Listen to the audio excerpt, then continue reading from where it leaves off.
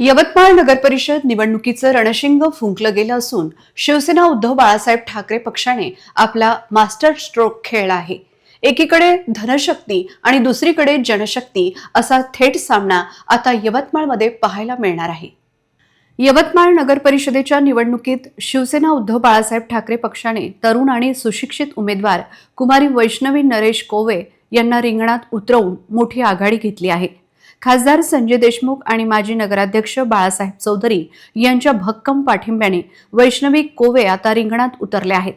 नगर परिषद निवडणुकीत दिल्लीच्या धर्तीवर हायटेक डिजिटल शाळा आणि पूर्णपणे मोफत शिक्षण, शहराच्या 4 झोनमध्ये मोफत दवाखाने जिथे सोनोग्राफीसाठी एकही रुपया लागणार नाही, छोट्या व्यावसायिकांची रोजची वसुली थांबवून त्यांना न्याय देणार, मुंबई महापालिकेच्या धर्तीवर बेरोजगारांना हक्काची दुकाने उपलब्ध करून देणार, नगर परिषद शहरात अस्तित्वात आहे का असा प्रश्न विचारणाऱ्या विरोधकांना आता शिवसेनेने विकासाच्या 10 कलमी वचननाम्यातून उत्तर दिलं आहे। 20 डिसेंबर रोजी होणाऱ्या मतदानात यवतमाळची जनता मशाल पेटवणार का याकडे संपूर्ण जिल्ह्याचं लक्ष लागलं आहे। यवतमाळ नगर परिषदेच्या निवडणुकीसाठी राजकीय वातावरण तापले असून शिवसेना पक्षाने तरुण व उच्च शिक्षित चेहरा कुमारी वैष्णवी नरेश कोवे यांची नगराध्यक्ष पदासाठी घोषणा केली आहे।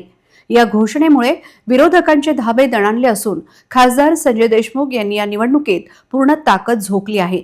माजी नगराध्यक्ष बाळासाहेब चौधरी यांचा विकासाचा वारसा पुढे नेण्यासाठी वैष्णवी कोवे सज्ज झाले आहेत। हे जे उमेदवार आहेत ते गरीब सामान्य घरचे उमेदवार आहेत।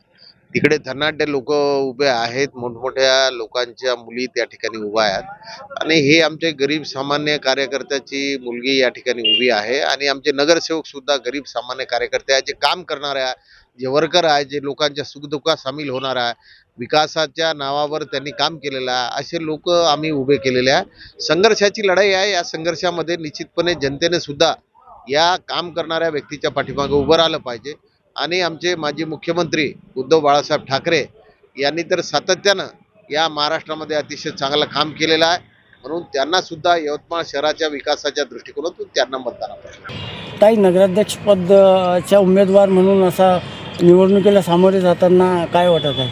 खूप चांगलं वाटत आहे आणि एक मी सर्वसामान्य उमेदवार आहे, तर लोकांचा रिस्पॉन्स खूप चांगला आहे। शहराच्या विकासाबद्दल काय विजन आहे? शहराच्या विकासाबद्दल विजन आहे की सांडपाणी ते खूप जास्त दिसलं खूपकडे आणि नाल्या नाही आहे, रस्त्याच्या सुविधा नाही आहे, कचऱ्याच्या गाड्या नाही आहे, जागोजागी कचऱ्याची ढीग पडलेले आहे, तर त्याच्यावर सगळ्यात आधी लक्ष देणार। या निवडणुकीत पक्षाकडून कसं सहकार्य मिळत आहे? पक्षाकडून चांगलं सहकार्य मिळत आहे मला आणि सगळे माझ्या